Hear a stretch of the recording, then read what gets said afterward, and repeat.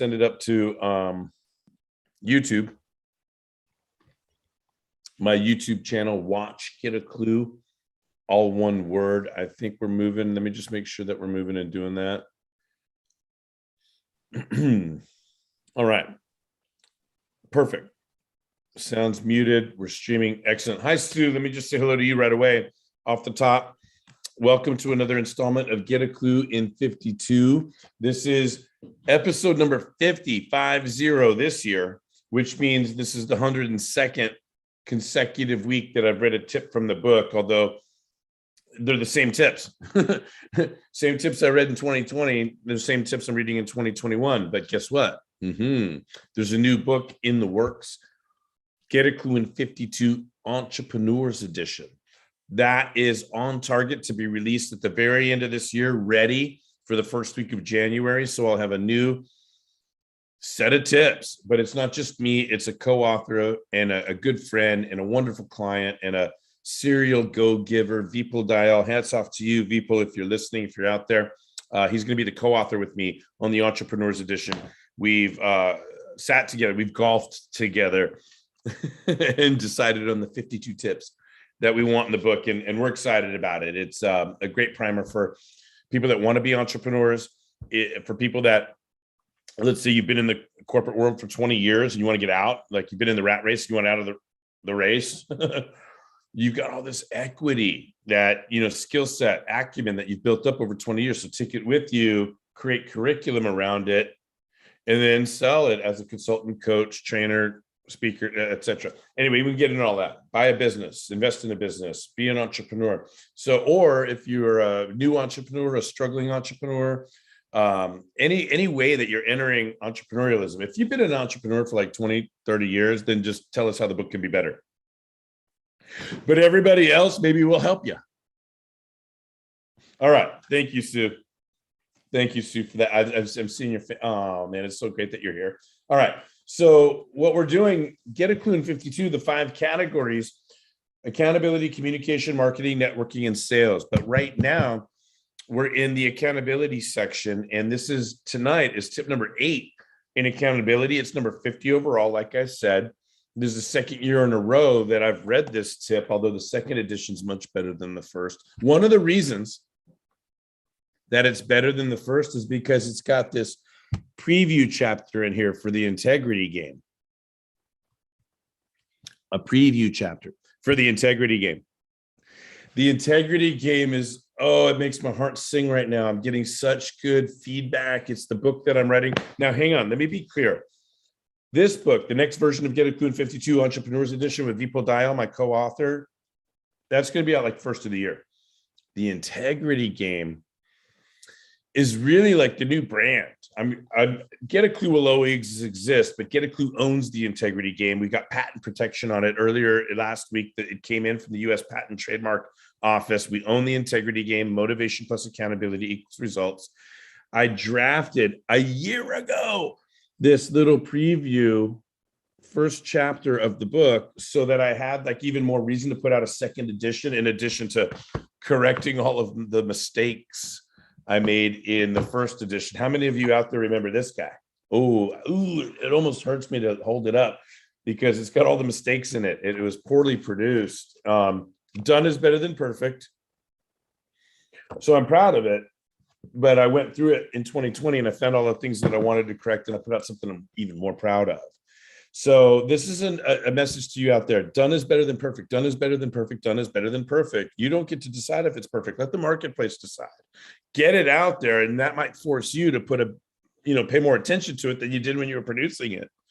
Anyway, bottom line is, don't suffer from analysis paralysis and wait till something is perfect before you. Don't do that. Just get it out there. People that love you will tell you how it can be better. And there's always time to make things better. And the largest room in the world is the room for improvement. And I'm just really happy about the experience that I've had with Get a Clue in 52.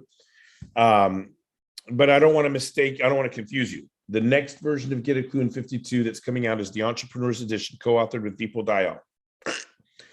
But later on in spring of 2022, I'm coming out with the Integrity Game, the full book. And there's going to be a whole campaign behind it, and you're going to see a lot about it. from me. Integrity Game. This book that I've written, Integrity Game, it's laced with Klubi snacks. There's so many more things I can say about it. I want to stay true to tonight's purpose, but I'm the host of my own little jam here, so I'm going to go ahead and tell you what I'm excited about. And what you're going to see on social media are little Klubi snacks that are in the Integrity Game. And I'm going to tell you which chapter they come from. And I'm going to tell you the chapter number and the chapter name. And you're going to see this Klubi snack. And it's designed to make you want to buy the book. Anyway, all right. I digress. Here we go. Get a clue in 52. Tip number 50 overall. Tip number 8 in accountability. Let me go ahead and review tonight's tips. And full disclosure, you all deserve to know that I went to an NFL football game today. I drove up from San Diego to Los Angeles to see the San Diego Chargers play. They abandoned us. They left us. They used to be the San Diego Chargers. They should be dead to me. Not like my parents, by the way, who are behind me. Their ashes are up there. But anyway, my buddy T-Bone from high school, Dr. T-Bone, you guys, anyway, he's like, Jeff, come on up for the game, you and your son, and hang out with me and my son. I'm 100% yes to that, right? So AJ and I, we got up at 7 o'clock this morning, left at 8 o'clock, drove up to LA, hung out all day. We ate donuts and street dogs. LA. We did it, Randy's Donuts and Street Dogs after the game, and we've paid our price for that. We had a great time. We got home in time. Thank God. I love AJ, 16 years old, designated driver. It's so fun for me. Full disclosure, I had a designated driver. All right, there we go. So let me review the first 7 tips in accountability, and then we'll read tonight's tip, the 8th. And yeah, we'll start on, if you have the book in front of you, accountability starts on page 101. Accountability 101. Isn't that funny? I didn't mean that. Anyway, nothing is insurmountable when I'm hugging you accountable. By the way, how many people do you think accused me of looking like or sounding like Seth Rogen today? When every time I go to it happened Friday night at the Joe Coy. I've had a great weekend. We saw this great comedian, Joe Coy, the Filipino comedian, my wife and I and a couple of other couples in the community. And hey, you look like Seth Rogen. Then I go to the football game today. Yeah, you look like Seth Rogen. I get it everywhere I go. I'm not Seth Rogen. All right, here we go. Tip number 1 in accountability was look within.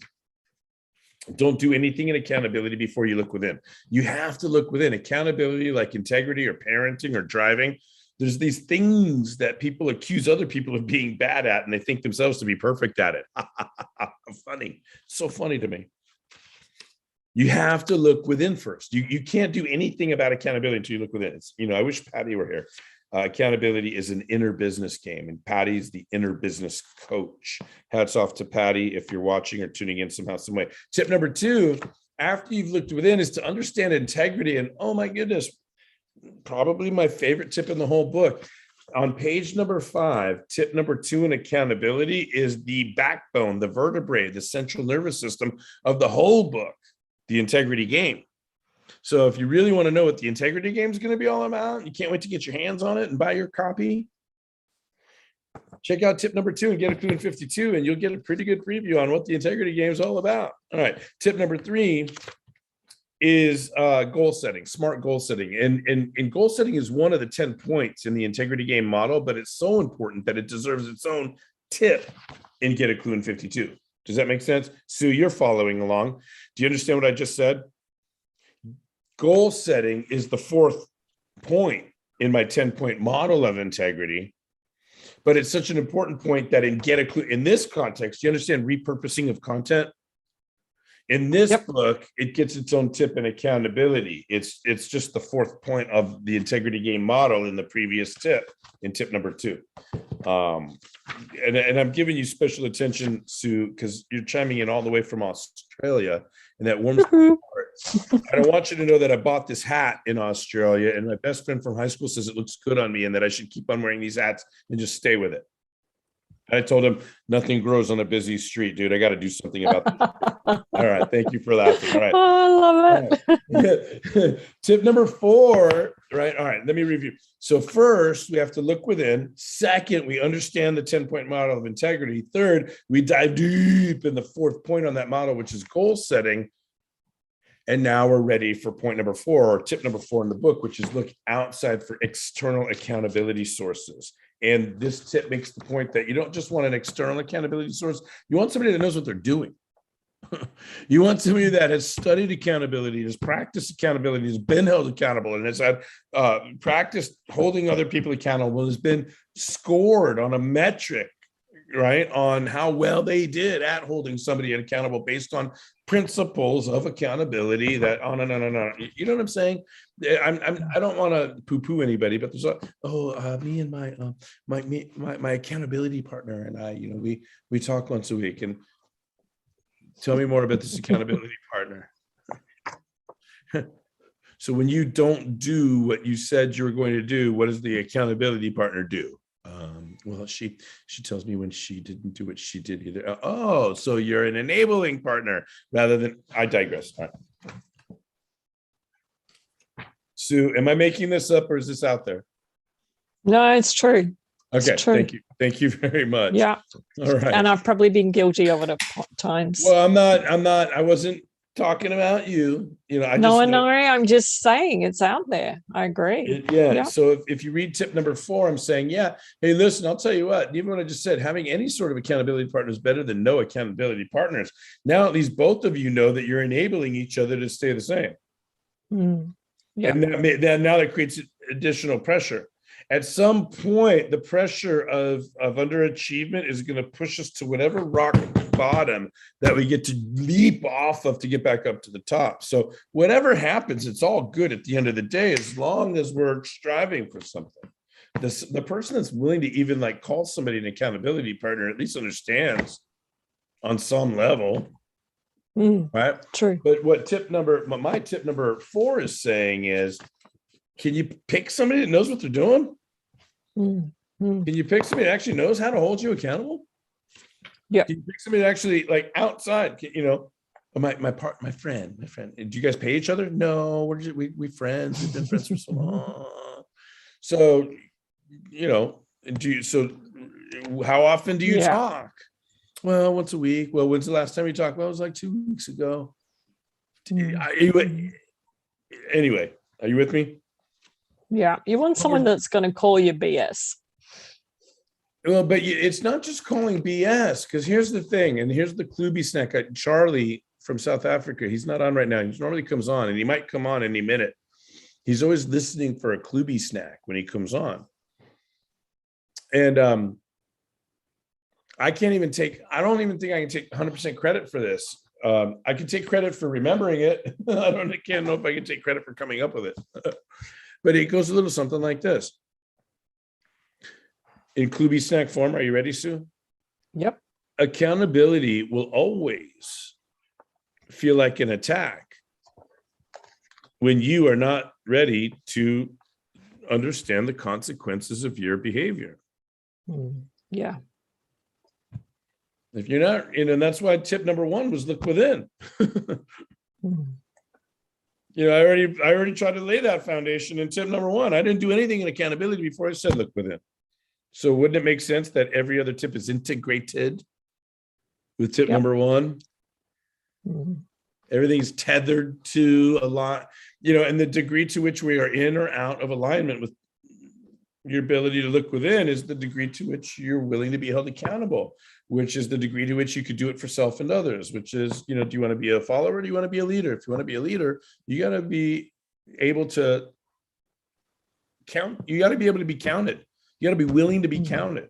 Accountability is a willingness to be counted, which means at some level, you have to give somebody permission to say, what'd you do? Did you, yes or no? Did you do it or not? What do you want?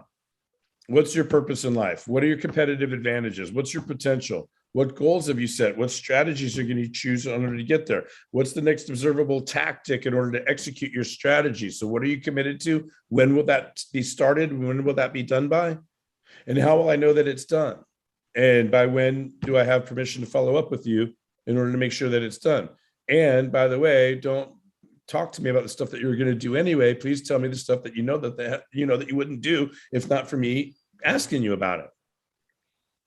And that's not judgment, and that's not punishment. That's not, you follow?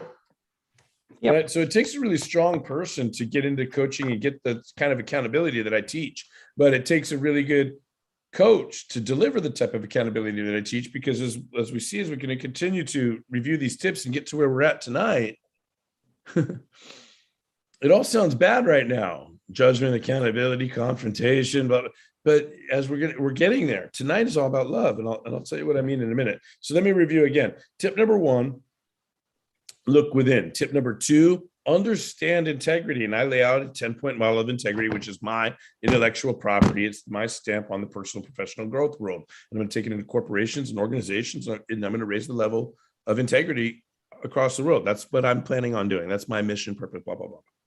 Tip number 3 is set goals. That's point number 4 in the 10-point integrity game model, but it's so important. It deserves its own tip in this book. And once we look within, understand integrity, set goals, now we're ready to look outside for some external accountability source that we can share all this work that we've done on the first 3 tips with somebody that we trust and that knows what they're doing and that can like mirror it to us and keep us on track, hold us accountable. That's tip number 4. Are you following? So tip number 5, switches. Like we turn around in the chair and we come around, and it's like, now instead of I'm the person seeking accountability, now we put a different hat on and we say I'm the person delivering accountability. Do you see how I turn my head around? Are you laughing? Will you please? Thank you. All right, thank you. All right. So now tip number 5 is secure permission. Now I'm asking readers to like flip it. The first 4 tips is when you need to look within, you need to understand integrity, you need to set goals, and you need to look for external accountability. Tip number 5 is where I flip and say, what if you're the person that somebody's asking or needs, or what if you're the person that wants to, or is assigned or obligated, or somehow, some way you're supposed to hold the person accountable? Well, tip number 5 is secure permission. When it's us, when we're, right, start with looking within. When we are the ones that need accountability, tip number 1 was look within. When we're the ones giving accountability, tip number 1, which is tip number 5, is get permission. Like, don't try to hold anybody accountable without their permission. Yeah. I'd rather you shoot yourself in the foot before you begin a foot race than try to hold somebody accountable before you've gotten their permission. And actually, that's not true. I'd rather you try to do the accountability thing first, so we can all learn from that. If you shoot yourself in the foot, that's gonna suck. Okay, so actually, I'd rather you try to hold. How am I doing on the comedy tonight, Sue? 10 out of 10. I would rather you try to hold somebody accountable without their permission than shoot yourself in the foot before you begin a race. Let me just be clear. Can I be clear about that? I'm sorry. Okay, all right. But secure permission, like, I'm going to have a much better chance at leading somebody if they give me permission. I'm going to have a much better chance of coaching somebody, holding them accountable, intervening in their bullshit, interrupting their story, holding up a mirror to them, soundboarding with them, dreaming with them, visualizing with them, celebrating with them. I'm going to be able to do all of that better with their permission. It's like so simple. But how many people assume that they can hold people accountable just because of authority, rank, posture, ego? There's so many other reasons that motivate somebody into a position of accountability, and all they're doing is pushing somebody away. This is a message straight to you coaches out there, you fake, phony suckers. I'm not holding back right now. Anybody out there that says, well, I told my client what to do and they didn't do it, so I fired my client because they were wasting my time. You idiot. You're not a coach. You're something else. You might be cool, but you're not a coach. A coach is going to find out why they're not doing it and get that out of their way and then make sure they do it. You're a trainer, or you're a not know it all, but you're a know it one, or whatever you know. And if somebody doesn't do it the exactly way you do it, you don't have time with them, you're going to fire them. If you're not committed to them 100%, you're not a coach. You're something else. And I don't know what it is, and I don't care what it is. And you may be cool and people may love you and you may make a lot of money, but don't call yourself a coach. Don't call yourself a world-class coach until you find out what's in somebody's way and you get that out of their way and you make sure they do what they need to do. I digress. All of that will be easier if you get their permission.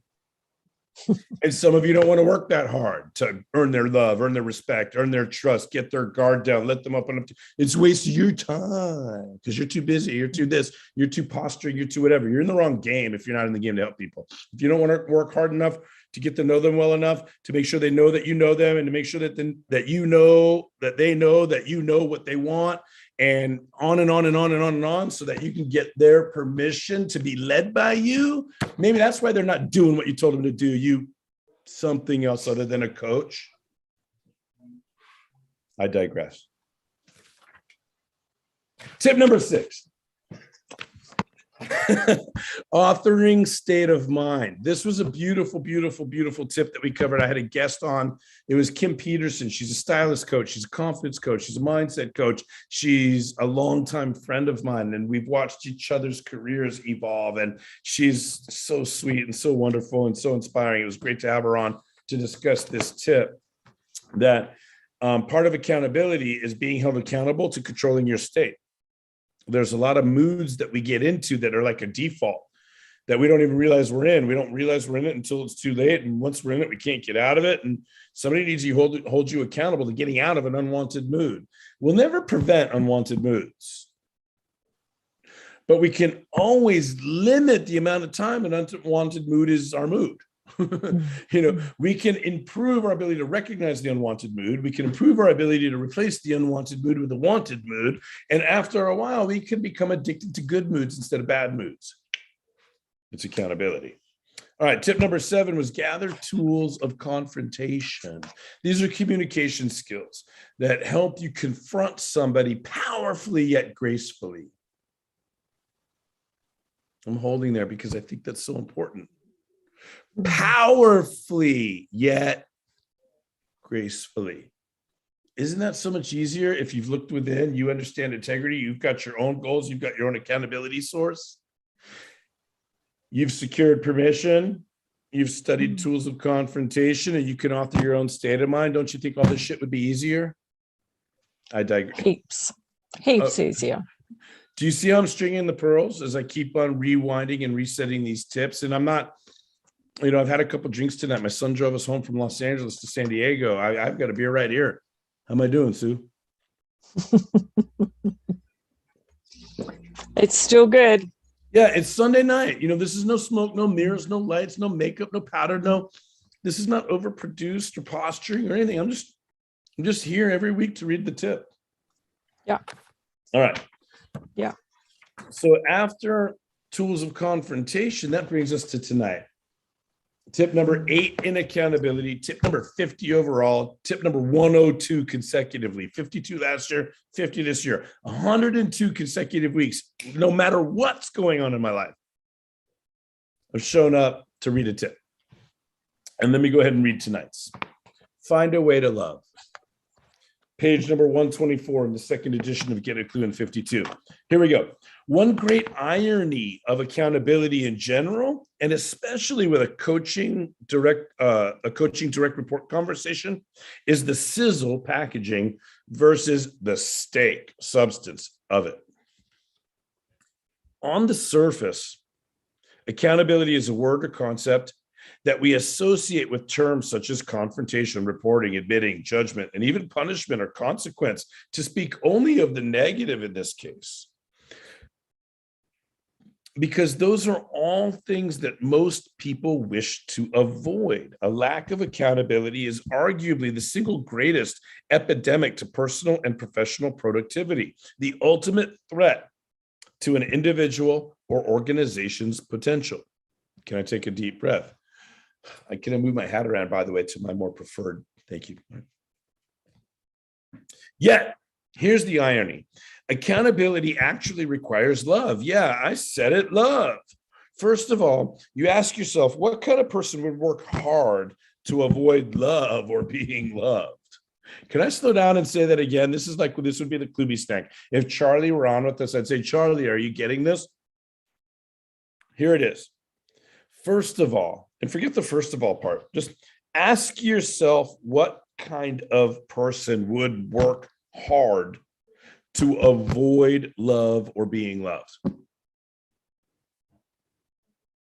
To me, like, I'm silly, I'm joking, I've had beers, I'm cracking jokes, it's Sunday night, but can we just stop for a second and understand how heavy that is? Like, who on this planet would work hard to avoid love or being loved? So let's just pin that in the ground, because if you want to be a leader, you want to be a coach, or you want to hold somebody accountable, and you focused on first making sure that what you're doing is a gesture of love towards the subject, now you're forcing them to work hard to resist love or being loved. And it's not evident on surface because of what I said at the beginning. We associate accountability with words like confrontation, reporting, admitting, judgment, micromanagement. You're about to be in trouble, blah, blah, blah, blah, blah. That's not what it's all about. Let me continue on the word for word. And as I said, and here it is, word for word. Second, let me explain. Isn't this interesting? So the book's in me, right? Do you see it? Anyway. Second, let me explain. Here we go. You guys ready? Back to the word for word. Bottom of page 124. I believe you will find no better definition for the word love than what was offered to us by Dr. M. Scott Peck in his classic work, The Road Less Traveled. Quote, the willingness to be vulnerable for either your own or another's spiritual or personal, professional. I threw that in there. Right? M. Scott Peck said spiritual growth, but I'm adding personal and professional growth because that's what's digestible. That's what's, spiritual growth, right? In this capitalistic material world isn't the most tangible thing. What's the bottom line? What's the bottom line of that? What's the bottom line of that? The bean counters, the shareholders, the stakeholders say. All right, I won't call it spiritual growth then, but that's what M. Scott Peck called it. Can I just bump it up to personal, professional growth? Are we getting closer to understanding the bottom line impact of personal and professional growth in persons, teams, and organizations? I digress. Quote, I'll say it again. The willingness to be vulnerable for either your own or another's spiritual growth. And it's not probably even the perfect quote. I think he said for either your own or your beloved. So right here, I'm going to say that right now. I think in the book right here, it says another's, right? Another's spiritual growth. I think M. Scott Peck said your beloved. And I think that's, I wish, it's not a big enough error to like print a third edition. Okay. But if you're writing into the book and taking notes into it, please cross out another's. It's right there at the corner of 124 right there. Cross out another's and write beloved. It's like your beloved.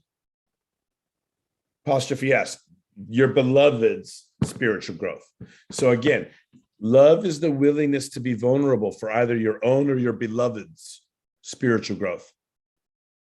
So if you're going to infuse love into your accountability, your leadership, then you have to consider the subjects, your beloved. And then you have to be vulnerable in front of them and with them.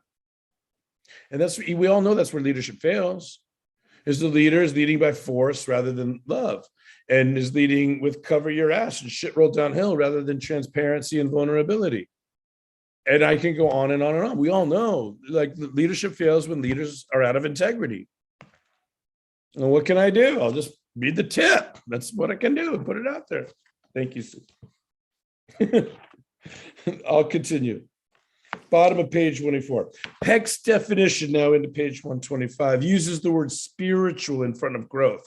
I added personal, professional because they are forms of growth requiring vulnerability, not because they lead to or equate to the power of spiritual growth.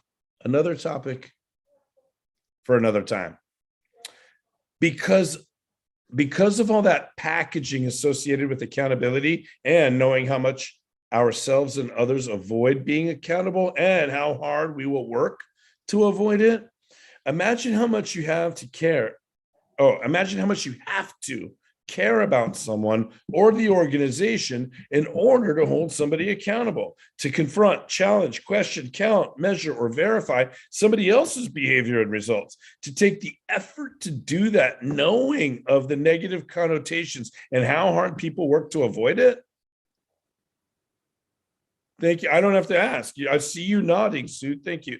Right. It comes through as I'm sure I'm not reading this in the same rhythm that I had in my head when I was writing it, but I'm trying to be close. Anyway, I'm going to try that again. Can I try that again?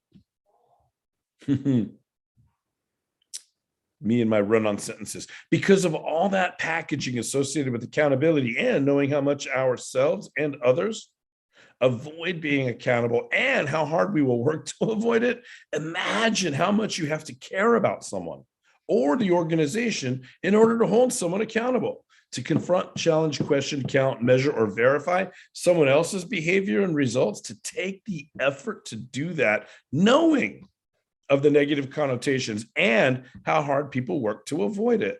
Can you imagine the love that you better love them? I hope this is coming through. Let me continue. It is. It is. Thank you. That takes some kind of courage, some kind of care, some kind of vulnerability to the pushback, the denials, the preemptive accusations, the politics, you name it. And we've all seen the ugly reactions people can have when being held accountable. In fact, part of the strategy to avoid it happening again is to throw such a tantrum that the other person just says it's not worth it and fails to confront. Are you following me?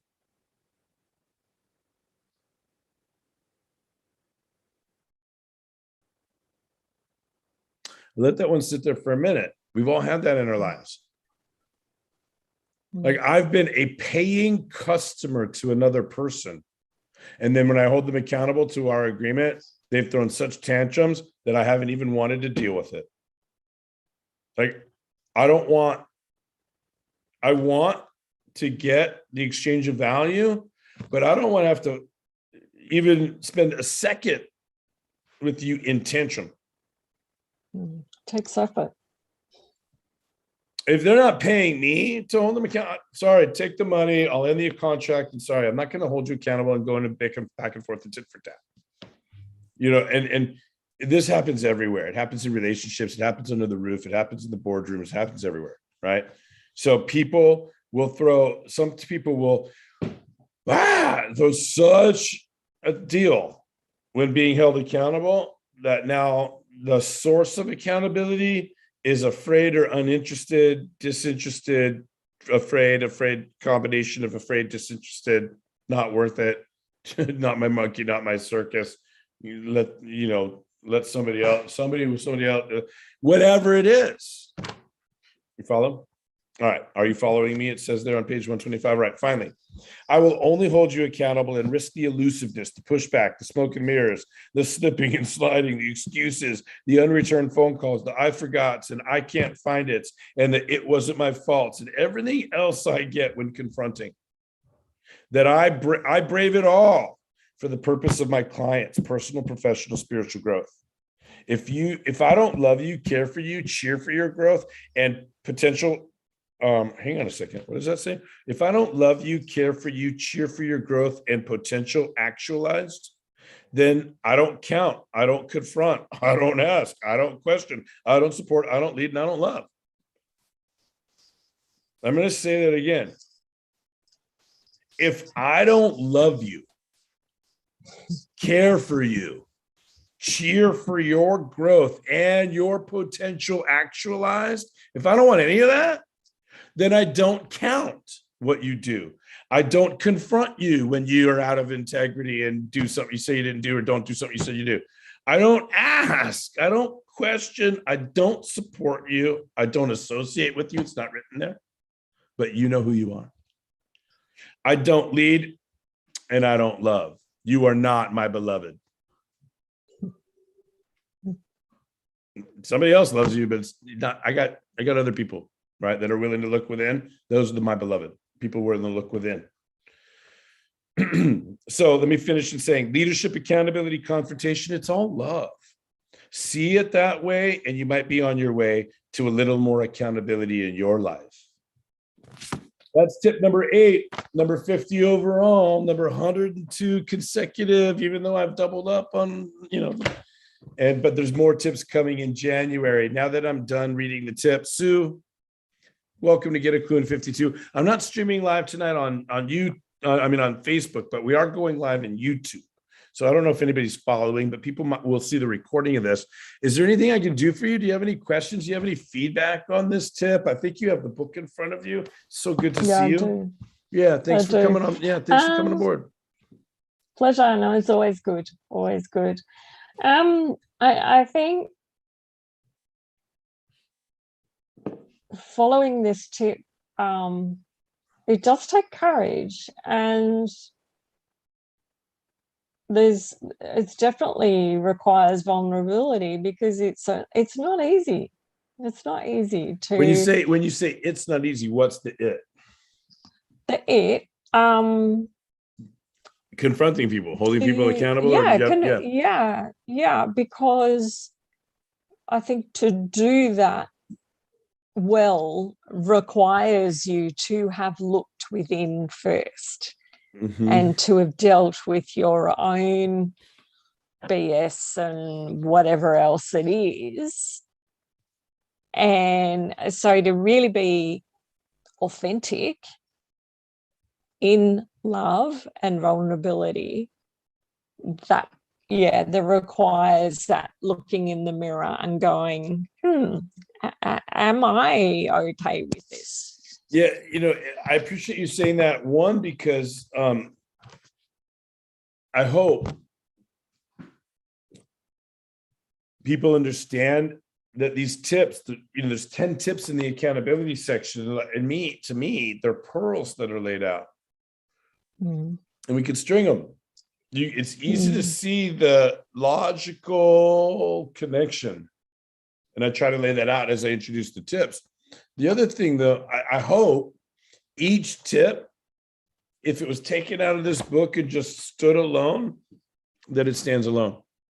Yep. And I hope that each tip stands alone. It doesn't need any of the other tips in order to be a good tip. But oh my God, in the context of all the other tips, I hope they're all better than they would be alone. Yeah. And what you just said there, you were talking about looking within. That's tip number 1 in this section. So find a way to love. I set the tone for looking within, but if you just read this tip by itself, I'm not saying look within, look within, look within, but we know that that's, generally speaking, that's what strings the pearls of accountability, is 100% self-responsibility. It strengthens them. It keeps them together. Yeah. So what else? I mean, there's nobody else joining me live. You got me all to yourself. Sometimes there's a couple of other people. And I just ask for comments, questions, jokes, stories, wins.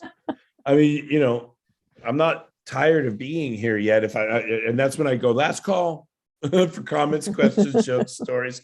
But is there anything else I can do for you tonight, or any other questions or comments that you'd like to add to this recording? These are all being recorded. It's going live to YouTube right now. I'll reposition this content elsewhere. I might have it transcribed for some other, you know what I'm saying? So is there anything that you want to do? Is there anything you want to talk about? Is there anything I can help you with? Is there anything you want to comment on or add? No pressure. Not that you have to. No pressure. No.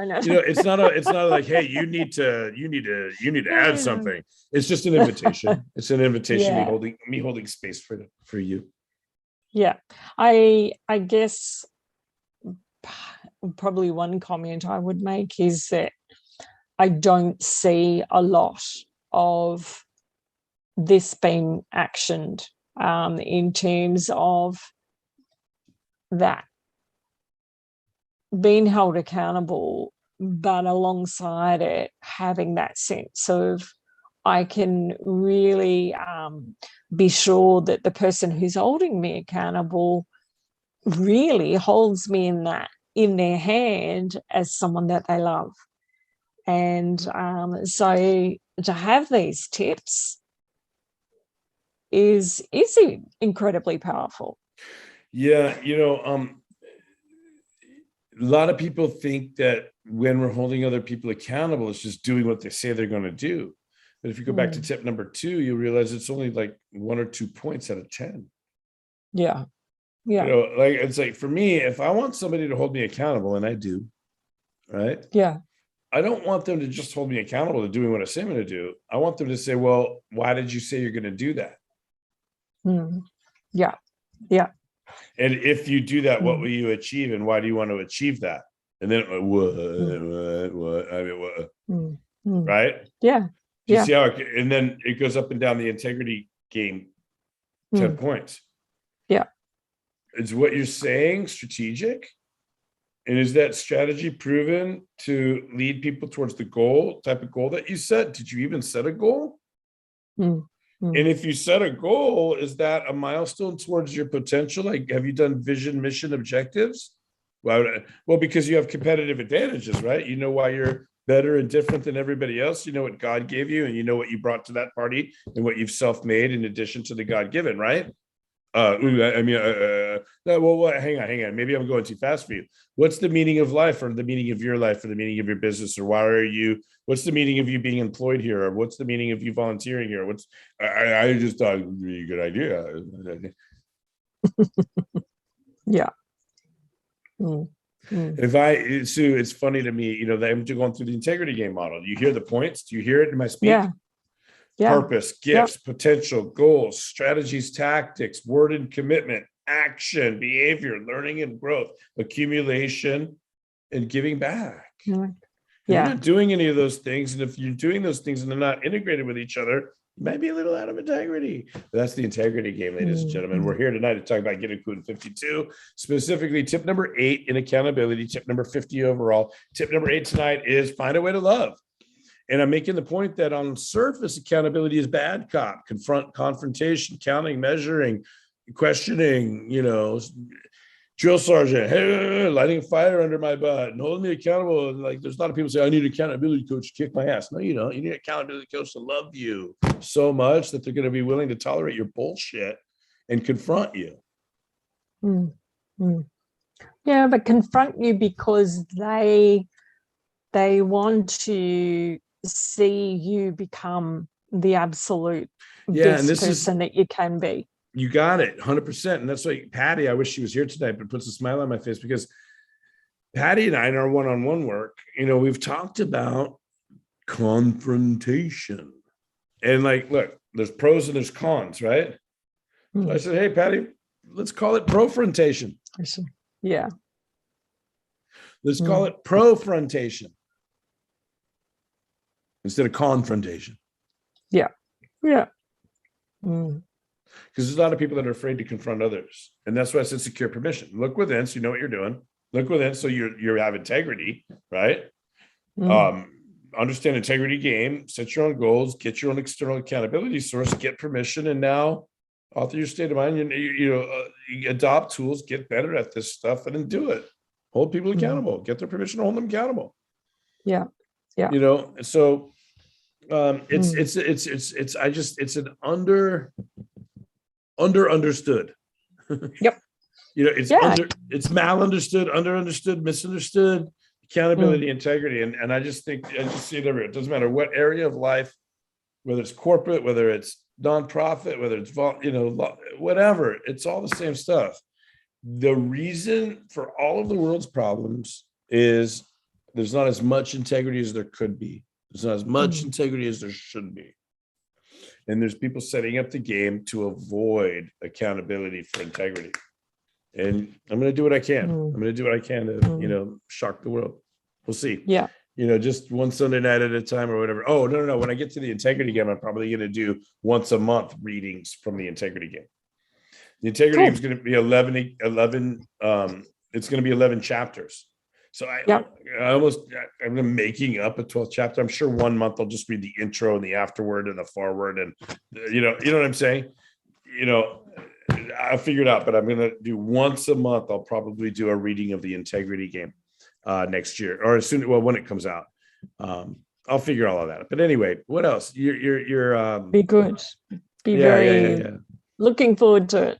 Well, last time I heard from you, you had gotten through chapter 5. Have you made any more progress since? Like, I don't care if you comment on what you're reading. Yeah, like no spoilers. No spoilers, no. But what do you like so far about? And this is a teaser, by the way. Real quick, anybody out there that's watching a video of this, if you want to be part of the pre-review team that's giving me constructive feedback, positive testimonial, or if you think that you know me well enough and understand the book well enough, you want to write a foreword and see if you can get your foreword into the book, then private message me. Because there's still time for all of it. But it's drafted. All the 11 chapters are drafted. I'm working on the intro. I'm working on the afterwards. I'm collecting testimonials and forewords. And let me go ahead and ask you, Sue, what do you think so far? As an Aussie who has not grown up with baseball as a game that is part of our is part of our sort of normal sporting cadence. Yeah. I learned about baseball. It's a easy read. I love the flow of it, and the story that is integrated makes it really easy to apply the principles, and it does. It's written in such a way that, like, I'm in the game. I'm there. I'm with the characters, and I love Oh, it. wow. I love it. Well, yeah. it's a labor of love for me because, you know, I infused my children into these characters, and there's a little bit of all of us in these characters. Yeah. And well, it warms my, well, I'll let you continue because this is warming my heart. I'm not reaching for a tissue yet, but I could. Keep going, Sue. Well, I guess, where I was headed with it, and talking about an Aussie that's not growing up with baseball, it's still a really easy read, and from that perspective, I think has global appeal. It doesn't matter who you are, where you come from, it's relevant. And you learn about baseball at the same time. Well, a little bit. There's no way on earth that the goal of this book is to teach people about baseball. No, I know that, but at least you get a sense of the game, the seasons, the enthusiasm of the crowds, the hot dog sellers, the vendors. Yeah. That's wonderful. You're immersed in it. You're there. Oh, so wonderful. That's just such great feedback. So if you want to give me feedback like that, I'll send you a copy. Anyway, Get a Clue in 52. I don't want to get too ahead of myself tonight. It's about Get a Clue in 52, but I couldn't be more transparent. I can't hide it. I'm so excited about the integrity game. I'm so excited about it. Sue, last call. Thank you for being here tonight. Last call. Comments, questions, contributions, jokes, stories, anecdotes, case studies, deep dives. Last call. No further comments. Just for anyone else watching, an absolute valuable series of tips that you can't go wrong. Thank you so much. Ready to seal it with a kiss? Here we go, Sue. Are you ready? All right. Mwah. All right. Get a Clue in 52 signing off for tonight. Thank you so much, Sue. Thank you. Pleasure.